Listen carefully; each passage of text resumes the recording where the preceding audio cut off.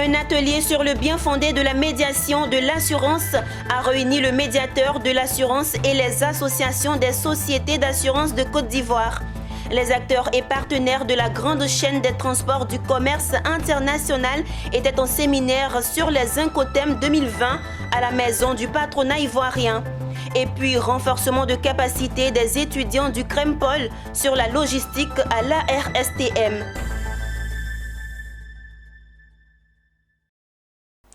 Bienvenue Madame, Monsieur, merci de choisir Business 24 Africa pour vous informer. Ouvrons cette édition sur une page de l'assurance. La médiation de l'assurance, son rôle, sa mission, sa place dans la résolution des litiges dans le secteur de l'assurance.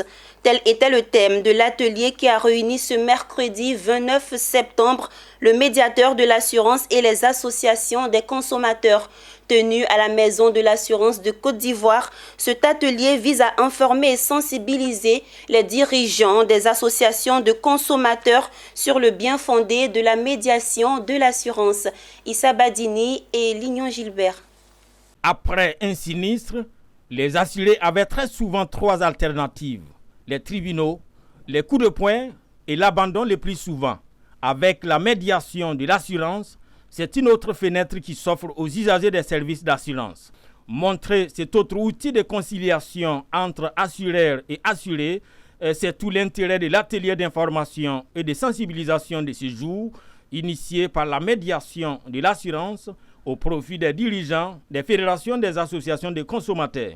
L'atelier de ce jour a pour objectif de sensibiliser les présidents des fédérations d'assurance de consommateurs sur l'instrument qui est à leur disposition. La médiation des assurances a été créée pour permettre aux assurés, donc aux consommateurs, d'avoir un interlocuteur pour faciliter leur démarche auprès de l'assureur dans le cas des litiges qui sont encore en souffrance. Ils étaient tous présents. La Fédération ivoirienne des consommateurs et le Réveil, la Fédération des associations actives de Côte d'Ivoire, la Fédération des associations de consommateurs de Côte d'Ivoire, FACSI, l'Union générale des associations de consommateurs, le réseau national des associations de consommateurs, l'Association des conducteurs de taxis compteurs et l'Union fédérale des consommateurs. Tous approuvent et saluent l'avènement de cette interface entre assureurs et assurés qu'est la médiation de l'assurance. Nous allons prendre cet élément pour aller vers nos parents, les consommateurs, pour les sensibiliser, pour les informer, pour les éduquer. En tout cas, en ce qui nous concerne, cette médiation a notre confiance totale et nous dirigeons les uns et les autres, ceux qui n'ont pas pu avoir satisfaction directement avec l'assureur, vous venez vers la médiation. Nous sommes des conducteurs roulants. Nous avons au moins 90% de nos membres qui sont analphabètes. À chaque fois qu'ils sont victimes, les gens sont lésés. Et je pense qu'avec cette médiation-là, la mise en place de cette médiation, ça va permettre désormais de prendre en compte nos préoccupations. Ce n'est pas toujours qu'on a les moyens d'aller payer pour être au niveau des tribunaux. Donc, les enfants des pauvres, les pauvres consommateurs que nous sommes, désormais, on aura des gens qui vont nous défendre. La médiation de l'assurance, il est important de le souligner, n'est compétente qu'en matière de litige portant sur l'application ou l'interprétation d'un contrat d'assurance souscrit auprès d'une société d'assurance établie en Côte d'Ivoire et membre de l'ASACI. La médiation de l'assurance est opérationnelle depuis octobre 2018. Le projet d'appui à la gestion économique et financière PAGEF vise à renforcer le cadre des gestions de la dépense publique. Les membres du comité technique de coordination étaient en formation à Grand Bassam. Objectif, améliorer les compétences personnelles de ses membres en suivi, évaluation et par ricochet, le suivi des activités gouvernementales. Le compte-rendu de Pierre Tebeu. Cet atelier découle d'une recommandation de la revue des activités du PAGEF en début d'année 2021. La formation des membres du comité technique de suivi et de la cellule technique de coordination du projet PAGEF, projet d'appui à la gestion économique et financière. Le PAGEF vise à améliorer la gouvernance économique à travers le renforcement des capacités des administrations économiques et financières et des structures de contrôle des finances publiques ainsi que de la qualité de leurs prestations. Le séminaire de Grand Bassam veut outiller les membres du comité de gestion.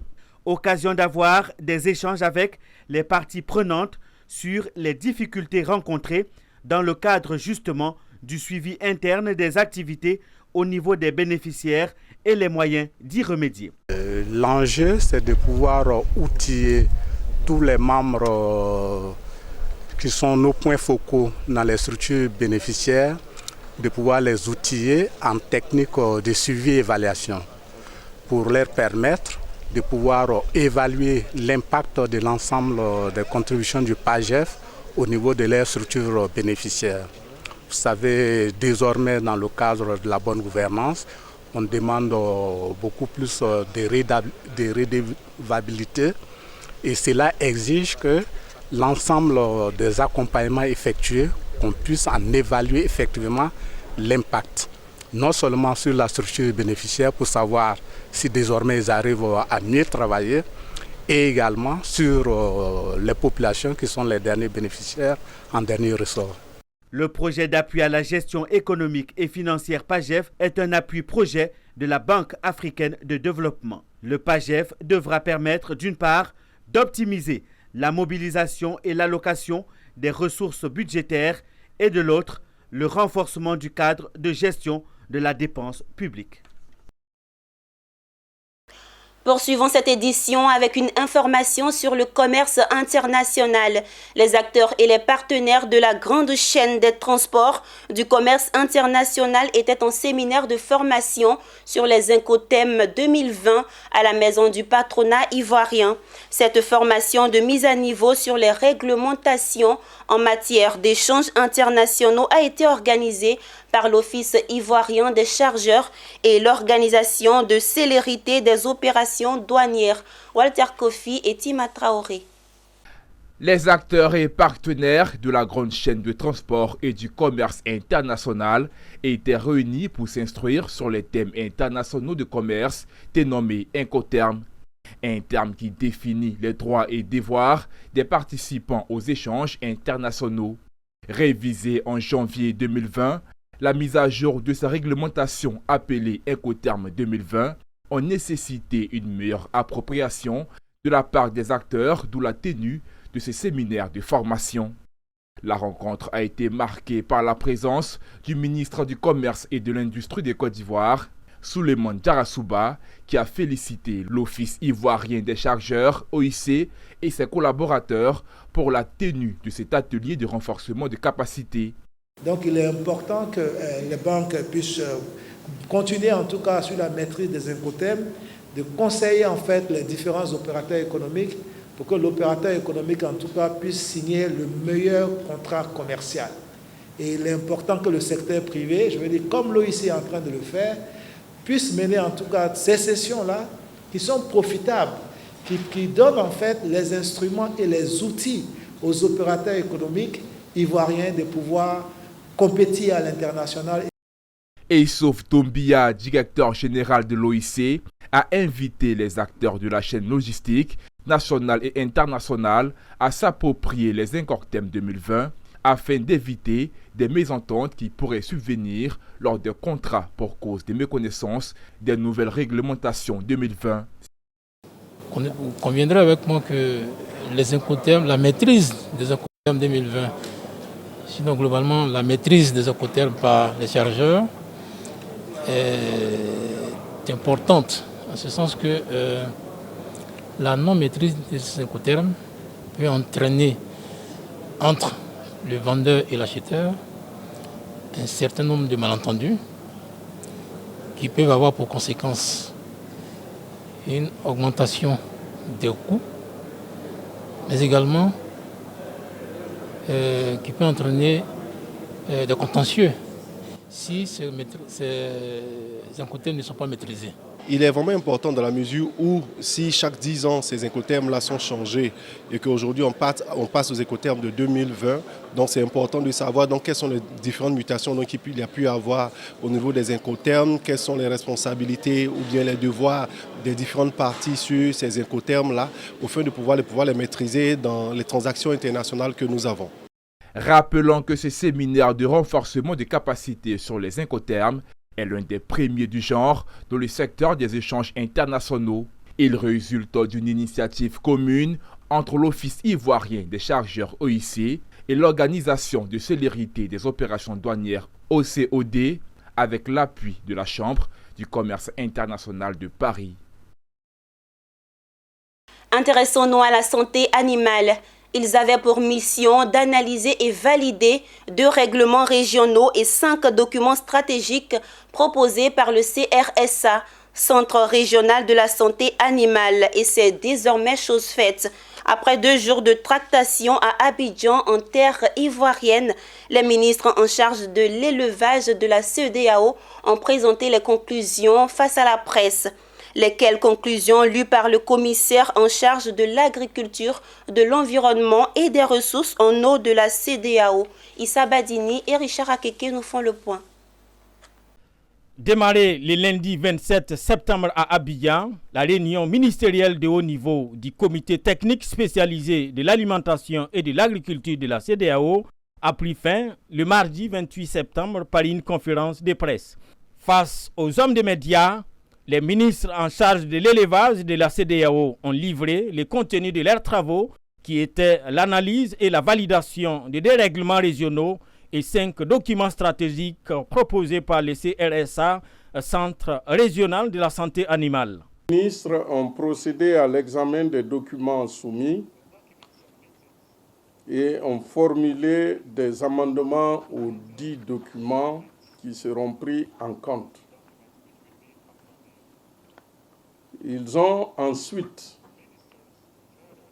adopté les 2 règlements relatifs d'une part au mécanisme régional pour la prévention et le contrôle des maladies animales transfrontalières et des zoonoses en Afrique de l'Ouest et d'autre part la création d'un guichet au sein du Fonds régional de l'agriculture et de l'alimentation. À la question d'où proviendront les ressources financières qui vont nourrir le fonds d'urgence, le commissaire en charge de l'agriculture, de l'environnement et des ressources en eau de la CEDEAO a une très bonne idée. L'idée, c'est de savoir que la première ressource, c'est que nous devons compter, les chefs d'État l'ont dit clairement, il faut compter sur nos ressources propres. Autre élément fort de la rencontre d'Abidjan, l'adoption du document relatif à l'identification et la traçabilité du cheptel. Il y a quelques années déjà, pour les véhicules, la CEDEAO a voulu harmoniser effectivement l'immatriculation. Cela permet de maîtriser les effectifs et de mieux prendre les dispositions relatives, par exemple, à la circulation automobile. La Côte d'Ivoire, qui reçoit cette rencontre au sommet des ministres en charge de l'élevage, il y a quelques mois, était confrontée à une grippe aviaire, occasion que le ministre des Ressources animales et halieutiques a choisi pour rassurer les populations. Il arrive comme ça régulièrement des cycles de contamination. On en a connu en 2006, en 2016, on en a connu. Mais fort heureusement, le professionnalisme de notre personnel national a permis de juguler ces différentes menaces sans conséquence sur les populations ivoiriennes. Donc les uns et les autres peuvent être rassurés. On prit part à la réunion la Côte d'Ivoire, pays hôte, le Ghana, le Burkina Faso, le Mali, le Sénégal, la Gambie, le Togo, le Libéria, la Guinée et la Guinée-Bissau. La Fédération ivoirienne des petites et moyennes entreprises FIPME a organisé une assemblée générale extraordinaire ce mercredi 29 septembre 2021 en vue d'évoquer le malaise existant entre la Fédération et le ministre en charge des petites et moyennes entreprises. Des détails avec Walter Kofi et Marius Issiri. L'affaire avait surpris plus d'un. Le 7 août dernier, jour d'indépendance de la Côte d'Ivoire, la FIPME, Fédération ivoirienne des PME, ne figurait pas sur la liste des organisations patronales invitées à cette rencontre annuelle décisive avec le sommet de l'État. Au cours de l'Assemblée générale extraordinaire de la FIPME, ses membres ont imputé leur mise à l'écart au ministère en charge des PME. Les responsables de la FIPME affirment qu'ils ne sont plus en odeur de sainteté avec la tutelle pour avoir refusé d'intégrer une plateforme. Et nous avons du mal à comprendre qu'aujourd'hui, nous avons un ministre que nous avons sollicité. Nous nous sommes battus pour avoir un ministre en charge des PME, que nous avons sollicité, qui arrive et dont le premier combat est lui-même de créer une plateforme qu'il appelle la plateforme unique des PME. Et je suis désolé de le dire, mais il n'a pas le droit de créer une plateforme et qui défend ses intérêts et ses vues à lui et qui combat la FIPME parce que la FIPME n'a pas voulu être membre de cette plateforme. Vous comprenez? Voilà. Le ministre nous a approché à plusieurs reprises, a souhaité que nous soyons membres de cette plateforme, nous l'avons réussi. Il a décidé de faire de la FIPME donc sa bête à abattre. Et nous avons beaucoup de difficultés à comprendre cela. Toutefois, la Fédération ivoirienne des PME ne veut pas être en situation de belligérance avec la tutelle. Bien au contraire, elle compte tout mettre en œuvre pour normaliser ses relations avec le pouvoir public qui, selon elle, l'accuse d'être trop exigeante dans ses revendications au projet des PME ivoiriennes. Pour joindre l'acte à la parole, cette Assemblée générale a permis de voter pour la mise en place d'une équipe de conciliation en vue d'approcher les deux parties et trouver un chemin d'entente. Nous avons fait parce que nous avons jugé utile aujourd'hui de rapprocher l'État, sa politique vis-à-vis des PME, de nos PME, tout en nous souciant de leurs besoins. Pour l'heure, il est bon de signaler que la FIPME demeure une organisation patronale puissante avec plus de 33 000 PME et reste la deuxième institution représentative du secteur privé en Côte d'Ivoire. Tous ses adhérents mettent beaucoup d'espoir dans le travail de conciliation du comité mis en place afin de rétablir les bonnes relations avec le pouvoir public. L'Assemblée générale extraordinaire de la FIPME a enfin été l'occasion pour la fêtière de souffler ses 26 bougies.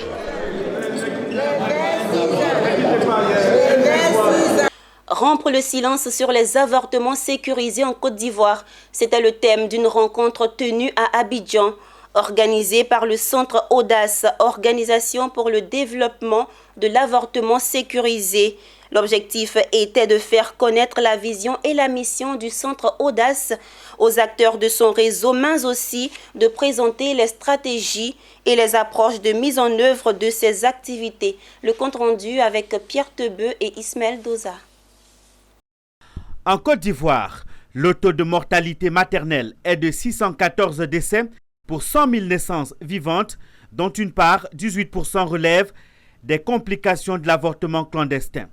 Des chiffres qui placent la Côte d'Ivoire au rang des pays ayant le plus fort taux de mortalité maternelle et d'avortement clandestin. Plus de 200 000 femmes âgées de 15 à 49 ans ont recours tous les ans à une interruption volontaire de grossesse, malgré son caractère illégal en Côte d'Ivoire, selon les chiffres de l'Organisation mondiale de la santé. Le combat de tous les acteurs est donc de réduire ces risques liés à la santé sexuelle et reproductive. D'où la création du Centre Audace, organisation pour le dialogue sur l'avortement sécurisé, qui s'emploie à faire la promotion des droits en santé sexuelle et reproductive, conformément à l'article 14 du protocole de Maputo. Il est important que nous relancions la question du dialogue sécurisé autour de la question du dialogue autour de l'avortement sécurisé dans notre région. Ce qui nous a donc poussé à mettre en place un instrument. Cet instrument, c'est Audace, c'est l'organisation pour le dialogue sur l'avortement sécurisé dans notre région, qui va aborder de façon frontale ces questions-là. Les spécialistes réunis autour de plusieurs thèmes ont relevé aussi la domestication de ce protocole signé en 1992 et relevé les impacts de l'avortement non sécurisé sur la mère et l'enfant.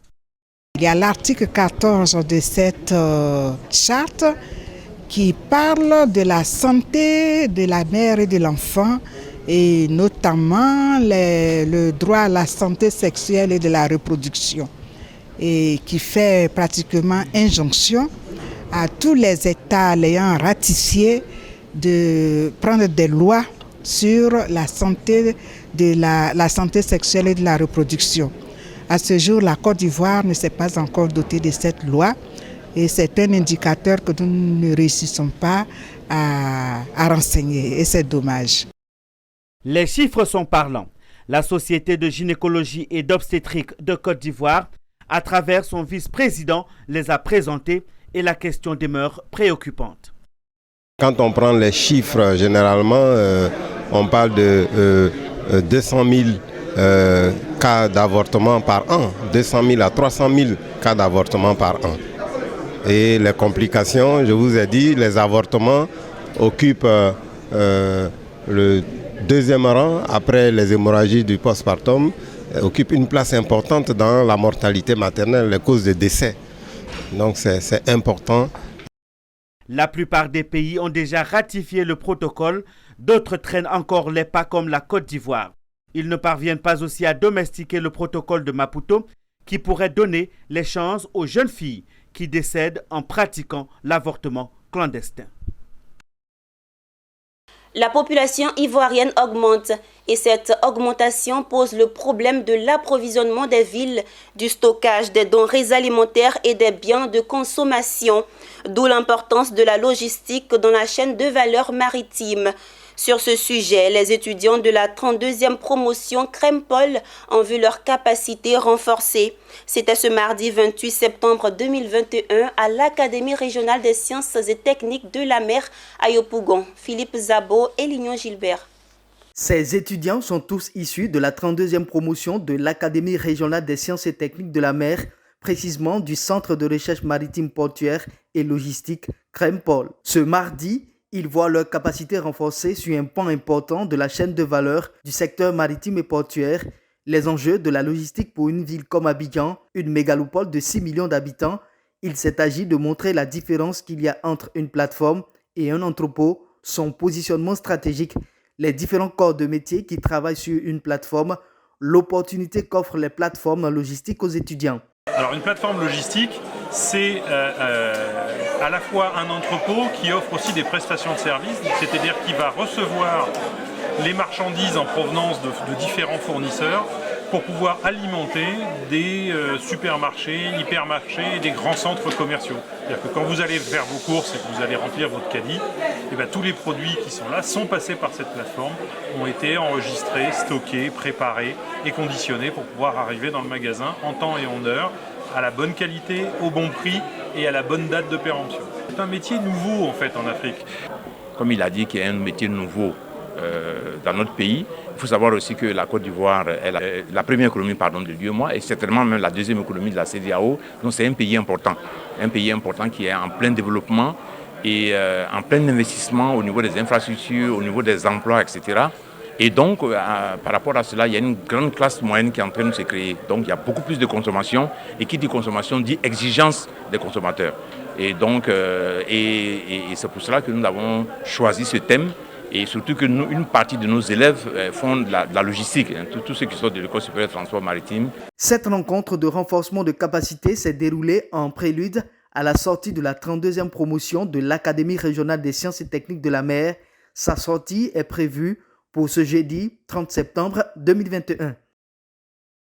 Une page sportive dans ce journal. Parlons des arts martiaux. En Côte d'Ivoire, la Fédération ivoirienne de taekwondo se prépare pour accueillir un nouveau président qui pour succéder à Bomba Cheikh Daniel à la tête de la fédération.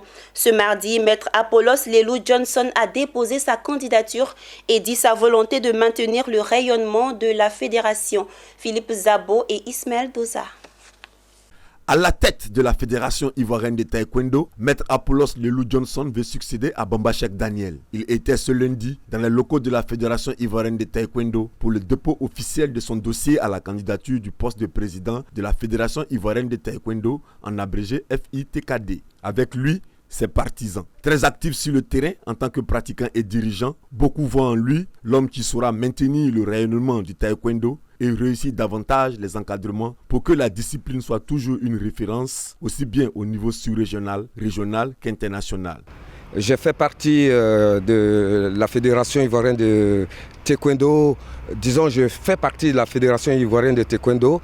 J'ai fait 7 mandats. Depuis le mandat Hassan Zerignon, Tonga Jules, Koulibaly Siaka,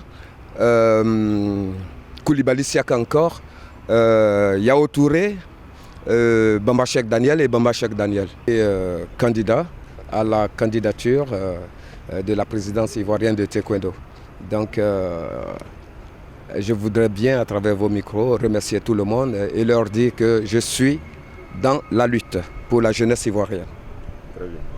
Le dépôt des candidatures à la Fédération ivoirienne de taekwondo prendra fin le 30 septembre 2021. La Commission des études de la réglementation et de la discipline, CERD, a 7 jours pour étudier et valider les dossiers. Rendez-vous est donc pris pour le 7 octobre où on connaîtra la liste définitive. Les élections auront lieu le 30 octobre.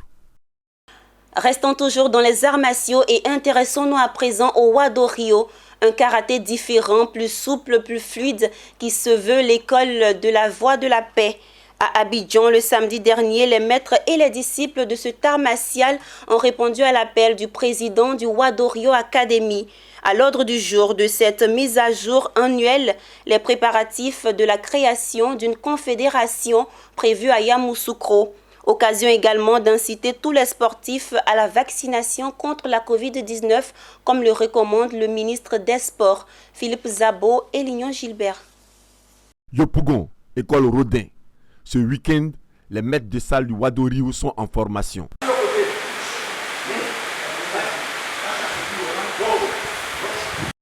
Cette formation est un temps de recyclage et de mise à niveau annuel qui consiste à améliorer les techniques de base du Wado Rio. Le Wado Rio est un art martial né au Japon. Il se veut un karaté différent, plus souple, plus fluide, qui se présente comme l'école de la voie de la paix. Oui, en tout cas, ça s'est bien passé. Ça s'est très bien passé d'ailleurs. Comme l'académie nous le recommande. Ce rassemblement des pratiquants du Wado Rio était également l'occasion du lancement officiel d'un événement majeur au sein de cette discipline sportive. Sensei Félix Elakwa, président de la Fédération Wado Academy Côte d'Ivoire, a annoncé la création de la Confédération africaine du Wado Rio les 15, 16, 17 octobre à Yamoussoukro, capitale politique de la Côte d'Ivoire. Le premier objectif, c'est la formation des maîtres de salle, qui fait donc partie intégrante de notre calendrier d'activité. Le deuxième donc, objectif, c'est d'informer les maîtres de salle à ce que nous allons créer une confédération africaine de Wado Academy, dont les assises auront lieu le 14 octobre prochain à Yamoussoukro. Il faut donc informer les maîtres de salle pour faire donc une large sensibilisation au niveau de la base pour que ça soit donc une bonne réussite. Nous allons dire nous sommes vers la fin des préparatifs. Là, en l'occurrence, ce stage que nous faisons maintenant fait partie d'un préparatif parce que là, on aura des stages également pour uniformiser au-delà de la conférence qu'on met sur place. On voit une séance de travail, d'entraînement. Donc, on est en train d'initier ça déjà ici. Donc, on est bien avancé. On dira peut-être à 90%. Rendez-vous est donc pris le 15 octobre à Yamoussoukro pour la mise en place de la Confédération africaine de Wado Rio. En attendant, le président de la Fédération Wado Academy Côte d'Ivoire, Fewassi, demande aux pratiquants du Wado Rio de se faire vacciner contre la Covid-19 vu qu'ils sont en contact avec le public.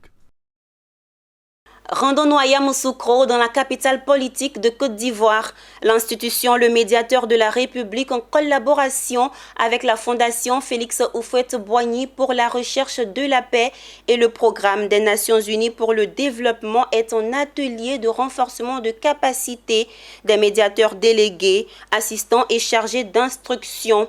Un renforcement de capacité qui porte sur un sujet d'actualité. Il s'agit de la promotion de la culture de la paix, la maîtrise des techniques de prévention et de gestion des conflits. Emmanuel Bonzo nous commente le reportage de Charles Kouakou.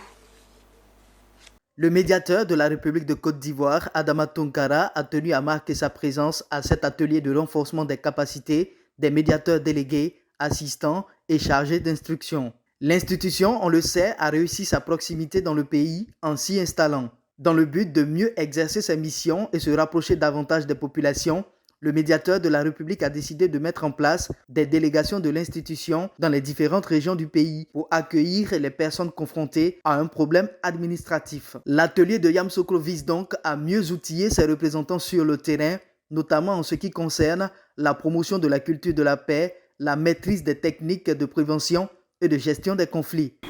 Notre ambition de mener une médiation proactive axée sur la prévention de conflits exige une bonne connaissance des mécanismes d'alerte en particulier et de tous les outils de prévention des conflits en général.